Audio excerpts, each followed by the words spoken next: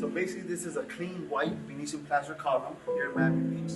Very elegant, very clean looking. Every time when I say something clean, means that the color is bright. So for this white Venetian plaster, we had to add white tint and a little bit of blue to make it more bright, meaning clean white Venetian plaster. So basically we have repair on the shiny Venetian plaster. It looks like a scratch. So the first thing I'm gonna try is using the sand block. But taking it off, it also takes out the wax and some of the Venetian.